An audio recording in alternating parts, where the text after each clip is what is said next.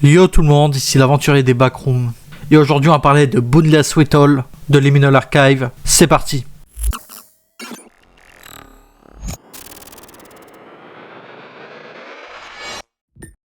Boundless Whittle ressemble à un centre commercial en néon des années 1980.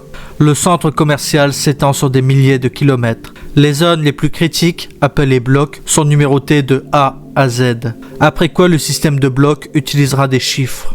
À l'intérieur de ces blocs sécurisés, les entités ont été éradiquées par des êtres humains, ce qui conduit à l'établissement de la zone d'exclusion des entités qui se trouvait à l'intérieur du système de blocs. De nombreux magasins sont disséminés dans le centre commercial. Ces magasins sont remplis de fournitures et d'équipements. Le centre commercial a 2 étages complètement identiques et abrite des rangées de magasins. Les magasins eux-mêmes ressemblent à des centres commerciaux, des restaurants et des magasins de vêtements. Chaque magasin dispose d'une mini-carte de la zone actuelle et de l'endroit où vous vous trouvez pour faciliter la navigation. Les magasins contiennent une variété de fournitures qui peuvent aider à la survie et à votre voyage dans les backrooms. Vous trouvez des magasins tout au long du niveau, mais il n'est pas recommandé de réclamer un magasin sans s'assurer qu'il est sûr. Les magasins peuvent contenir des entités et d'autres dangers potentiels. De plus, les intersections entre les blocs sont dotées de rampes en bois élégantes et d'un carrelage bleu océan. Vous pouvez également trouver des portes étiquetées Staff Only. En traversant les croisements, en ouvrant les portes, vous quittez le niveau. Vous pouvez vous déplacer dans les buggy de sécurité qui se trouvent près de tout escalier roulant. Les ascenseurs se trouvent dans le hall d'entrée du centre commercial, près des toilettes. L'ascenseur vous emmènera le plus souvent au 2e étage, mais il peut arriver que vous vous rendiez aux appartements ou à la station électrique. À l'arrivée, l'ascenseur tremblera. Plus on s'éloigne des blocs centraux, plus la qualité du centre commercial se dégrade. Ce phénomène peut être observé de différentes manières. Des exemples notables de cette détérioration sont l'écaillage de la peinture, les vitrines brisées et les équipements mal placés. Si vous vous aventurez suffisamment loin, vous pourrez vous retrouver entouré de feuillage et de magasins délabrés dont les néons clignotent encore. Le contenu des zones les plus éloignées de Boundless Whittle n'a jamais été documenté, mais on suppose que le bâtiment conserve son état de détérioration sur tout le reste du niveau.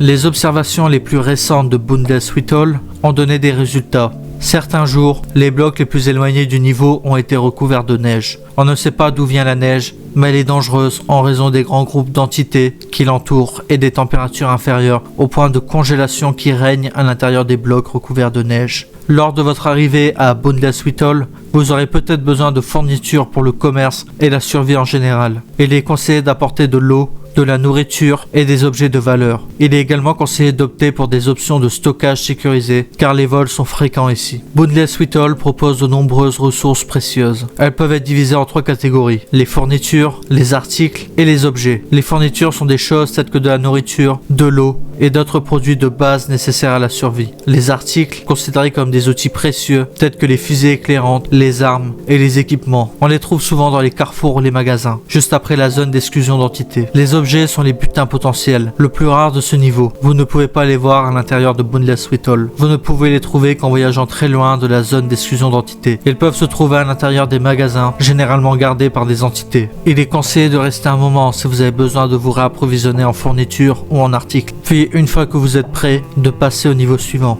Si vous vous consacrez à la vente, vous devez suivre la procédure de la Grande Guilde Mercantile et ouvrir votre magasin. La Grande Guilde de Commerce Mercantile est un groupe de 50 personnes qui a découvert Boundless Whittle. Ils ont été les premiers à mettre en place un système de commerce de base et sont la force dirigeante de Boundless Whittle. Elles accueillent toujours les nouveaux archivistes. Ils militent pour un avenir où Boundless Whittle est la base principale d'approvisionnement et de ressources pour les autres archivistes et pour une société fonctionnelle qui prospère sur Boundless Whittle. Si vous voulez commencer à faire un commerce dans Boundless Whittle, vous devez vous enregistrer auprès de la guilde et obtenir une licence de produit pour ouvrir une boutique. Vous trouverez la guilde dans les blocs A, où elle vous fournira l'équipement nécessaire pour commencer à commercer, ainsi que de la nourriture si nécessaire. La guilde prélève 5% de vos gains globaux. C'est pourquoi certains archivistes préfèrent s'abstenir de la rejoindre. L'idée de l'échange est celle d'un adage: gratte-moi le dos, je te gratte le tien. Il s'agit d'un système qui a fait ses preuves au sein de Boundless Whittle. L'UNCB est allié à la guilde, ce qui permet d'échanger des ressources entre les deux groupes afin qu'ils continuent à prospérer dans les backrooms. L'UNCB n'a pas encore construit d'avant-poste à l'intérieur de Boundless Sweet Hall, mais il est prévu de le faire à l'avenir. Si vous sortez de la zone d'exclusion d'entités, vous risquez de rencontrer des entités hostiles et de mourir. Vous ne devez explorer que si vous cartographiez une zone qui sera potentiellement intégrée au système de blocs. Si vous souhaitez explorer Boundless Sweet Hall et souhaitez contribuer à l'établissement de communautés, vous êtes invité à rejoindre la division des éclaireurs. La division des éclaireurs explore les zones proches en dehors des blocs, les jugeant dignes d'être développées ou non. Il est conseillé aux archivistes qui ont désespérément besoin de ravitaillement de se joindre à eux, car ils distribuent des rations et de l'eau aux amendes. Si vous rejoignez la division des éclaireurs, préparez-vous à cartographier de nouvelles zones, à combattre des entités ou à courir. Vous pouvez quitter le niveau en cherchant un ascenseur dans l'un des blocs principaux. Une fois que vous avez trouvé cet ascenseur, vous pouvez y entrer et appuyer sur le bouton de monter. Vous serez alors amené aux appartements ou à la station électrique. Occasionnellement, vous pouvez vous retrouver au deuxième étage de Boundless Sweet Hall, dans n'importe quel bloc. Vous trouverez alors un magasin appelé Midtown. Si vous entrez, vous serez à l'intérieur du magasin de vêtements. Lorsque vous sortez, vous arriverez dans l'une des rues de la ville en ruine. À l'intersection des rues, lorsque vous ouvrez une porte étiquetée Staff Only, les backrooms vous conduiront à la station électrique ou à la cave. Après avoir franchi l'encadrement de la porte, certaines boutiques abandonnées contiennent des arches en pierre sculptées qui mènent au temple du sang. Il existe également une sortie supposée à l'intérieur des blocs de neige, bien que l'on n'en sache pas beaucoup plus à son sujet pour le moment. Et voici qui conclut le rapport de ce niveau. J'espère qu'il vous aura plu, j'espère qu'il vous aura intéressé. Dites-moi ce que vous pensez de Liminal Archive et à très bientôt dans les backrooms. Bye.